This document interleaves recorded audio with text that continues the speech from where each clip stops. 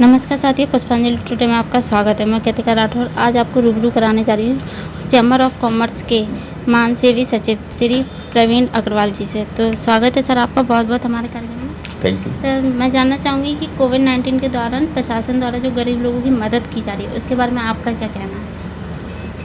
नहीं, ये एक्चुअली ये प्रशासन का अकेला काम नहीं है। इस कोविड-19 में बहुत सारे लोगों को जो इस सामाजिक सेवा की भावना से काम करते हैं सामने आए हैं। प्रशासन का भी एक नया चेहरा सामने आया है। प्रशासन, नगर निगम, बिजली घर, पुलिस प्रशासन, इनके खिलाफ जो नकारात्मक छवि आम जनता में इस विभाग की थी, इस विभाग के लोगों ने बहुत अच्छी तरह से कार्य करके उस छवि को बदलने का प्रयास भी किया है और मैं आशा करूंगा कि निरंतर वो इसी भूमिका में रहें।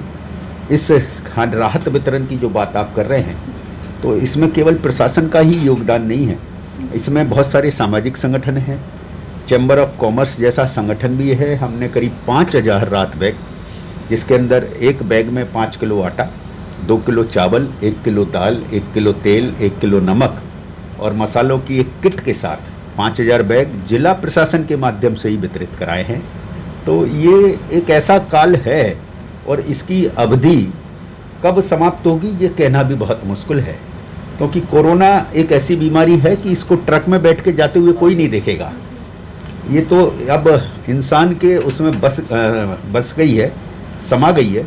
तो मुझे ऐसा लगता है कि अब कोरोना के साथ जीना सीखना पड़ेगा और कोरोना के साथ जीते हुए ही हमें अपना जीवन में कुछ बदलाव कर हमें अपनी आदतों में बदलाव कर हमारे कार्यों में बदलाव कर इस महामारी को हम हरा पाएंगे और भारत देश एक ऐसा देश होगा कि जो इस महामारी को हराने में सबसे अग्रणी भूमिका अदा करेगा, ऐसा मेरा विश्वास है। तो सर, कोविड-19 के दौरान देश में काफ़ी मंदी आ गई है, काफ़ी व्यापार ख़त्म ही हो गए हैं, काफ़ी के स्तर कम हो गए हैं, काफ़ी लोग बेरोजगार भी हो गए। तो आपको क्या लगता है कि देश लगभग कितने समय में इस चीज़ को पूर्ति कर पाएगा इसकी? देखिए, मैंने कहा कि ये अचानक ऐसा काल आया कि चलती हुई गाड़ी के सामने कोई एक बड़ी चट्टान आ गई है। अब बड़ी चट्टान को हटाकर उस मार्ग को सुचारू करना, तो वो सीधा तो एकदम चट्टान हटेगी नहीं, जैसे हटती नहीं है, तो दाएं बाएं से जिस तरह से गाड़ी निकाल के ले जानी पड़ती है और फिर एक समय के बाद रफ्तार में दौड़ती है, ऐसा ही ये देश की अर्थव्यवस्था है। हमारे यहाँ सबसे बड़ी विडंबना ये है, इस देश में 4 या 5 वर्ग हैं। एक वर्ग है मजदूर वर्ग, एक वर्ग है व्यापारी वर्ग, एक वर्ग है उद्योगपति वर्ग, एक वर्ग है शासकीय और अर्धशासकीय वर्ग। हम लोगों पे जो नियम बनाते हैं वो हमारी सरकार और शासकीय और अर्धशासकीय लोग बनाते हैं। कोरोना काल में अगर सबसे कम कोई प्रभावित है तो वो है शासकीय और अर्धशासकीय। वो तो आर्थिक रूप से उसके ऊपर कोई फर्क नहीं पड़ा।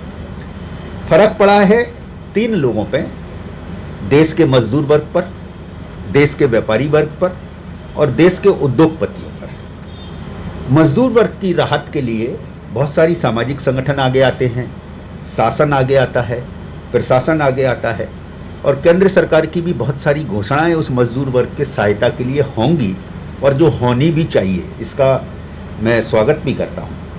लेकिन व्यापारी वर्ग और उद्योगपति वर्ग की सबसे बड़ी विडंबना ये है कि वो अंदर से कितना टूटा हुआ है ये चौड़े में सामने आके कह भी नहीं सकता। वो जब राशन की किट बट रही है तो चौड़े में आके राशन की किट ले भी नहीं सकता, क्योंकि उसको शर्म है, उसको ये चिंता है कि मेरी साख चली जाएगी। लेकिन ये विश्वास मानिए कि जो 45 दिन से ज़्यादा का लॉकडाउन है, जो छोटे और मध्यम व्यापारी हैं उनकी हालत मजदूर वर्ग से भी बदतर हो गई है। ये कितने दिन में एक तरह से वो आएगी, सामने आएगी।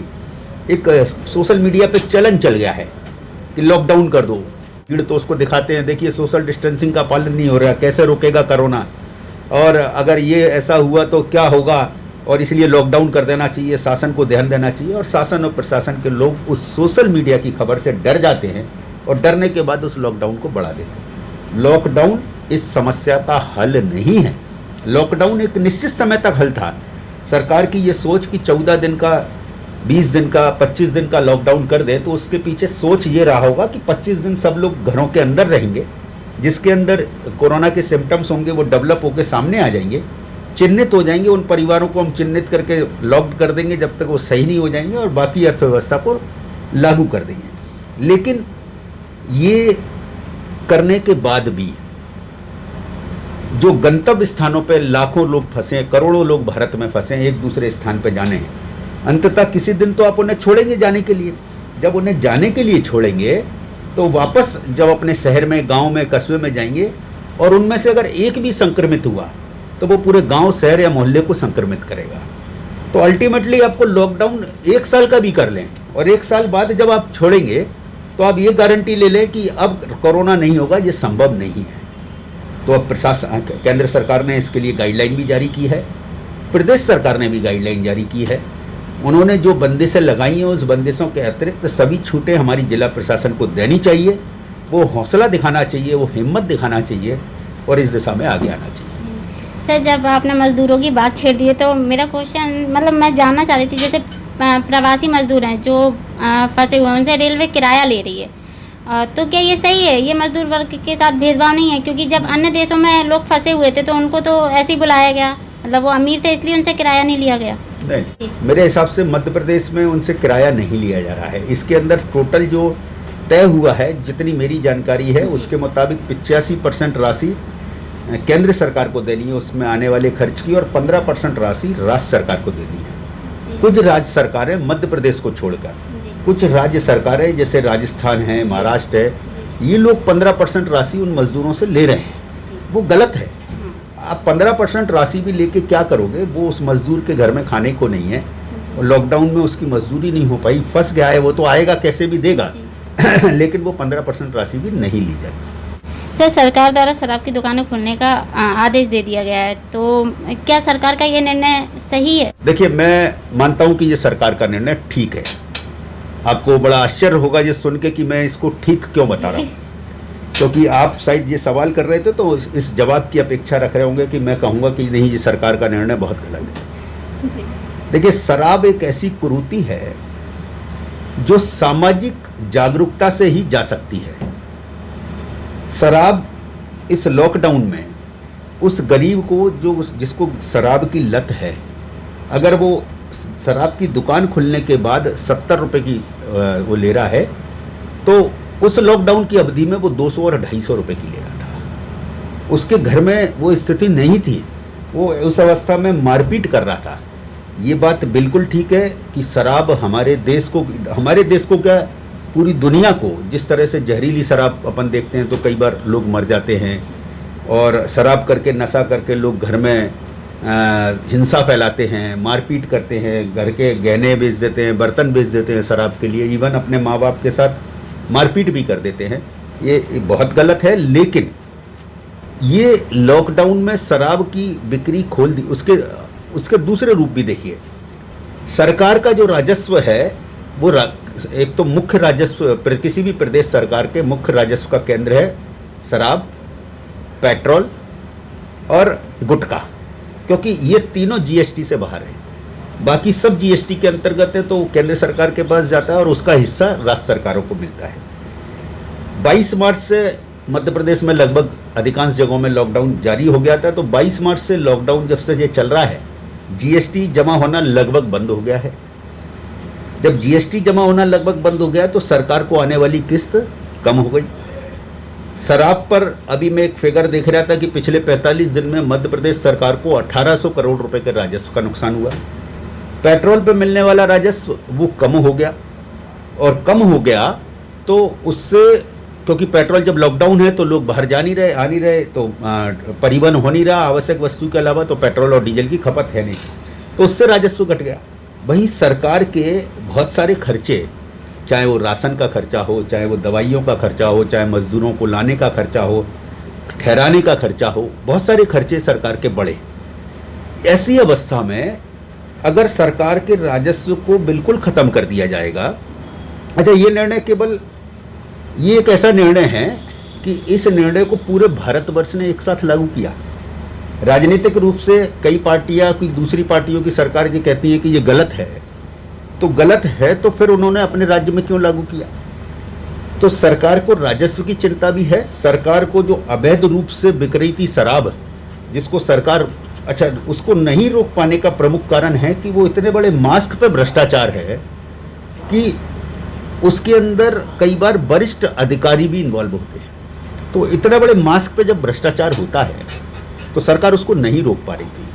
अवैध शराब बिक रही थी, जहरीली शराब बिक रही थी, तो इसको लेकर शायद सरकार ने सोचा होगा कि शराब, हमारा कहना यह है कि आपने जब शराब की बिक्री खोल दी, कोई बात नहीं, तो शराब जैसी चीज़ जब लाइन में लग के बिच रही है, वहाँ कोई सोशल डिस्टेंसिंग का पालन नहीं हो रहा, तो दूसरे व्यापार क्यों बंद किए हुए हैं? आपको दूसरे व्यापार भी खोलने चाहिए। ऐसे सभी व्यापार खोलने चाहिए जहाँ पर हम सोशल डिस्टेंसिंग का पालन कर सकते हैं। उसके लिए एक प्लानिंग करनी चाहिए कि ऑड इवन की तरह कर सकते हैं। एक साइड एक दिन एक पट्टी खुलेगी, एक दिन दूसरी पट्टी खुलेगी, ऐसे निर्णय ले सकते हैं। लेकिन आप शराब बेचें और हमको अपना व्यापार बंद करने को कहें, तो ये सरकार का दोहरा रवैया है। और मुझे लगता है कि सरकार ने तो अनुमति दी है गाइडलाइन में, ये हमारे यहाँ के जिला प्रशासन का रवैया है। जिला प्रशासन उसमें हिम्मत नहीं कर पा रहा है। मेरे आपके उससे कहना चाहूँगा कि जिला प्रशासन को इसमें हिम्मत करना चाहिए और बाकी अन्य व्यापार भी इसके लिए खोले जाना चाहिए, जिससे जब अन्य व्यापार खुलेंगे तो केवल व्यापारी का व्यापार नहीं चलेगा, मजदूर को, दिहाड़ी मजदूरों को रोजगार मिलेगा, व्यापारी का व्यापार चलेगा, सरकार को राजस्व मिलेगा और जो रुका हुआ पैसा है, फंस गया पैसा है, वो ट्रांजैक्शन में आएगा, बैंकों में ट्रांजैक्शन होगा। तो अर्थव्यवस्था, इसके अलावा और कोई दूसरा माध्यम नहीं है कि अर्थव्यवस्था पटरी पर लाई जा सके। सर, कोविड-19 के द्वारा आप जनता को क्या संदेश देना चाहेंगे?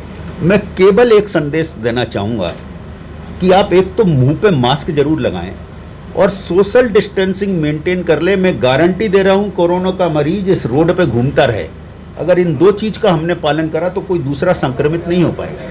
इसका जब तक कोई वैक्सीन नहीं बन जाती, इसके अलावा कोई उपाय नहीं है कि हम एक सोशल डिस्टेंसिंग मेंटेन करके चलें। और अगर हम सोशल डिस्टेंसिंग मेंटेन करके चलेंगे तो इस देश में कोरोना के मरीज नहीं बढ़ेंगे। जैसा कि आपने देखा, प्रवीण अग्रवाल जी ने जो भी कहा, एक एक लफ्ज़ जानकारी से भरपूर है। तो मैं कृतिका राठौर भी चाहूँगी कि आप सभी लोग घर में रहें, सुरक्षित रहें। धन्यवाद।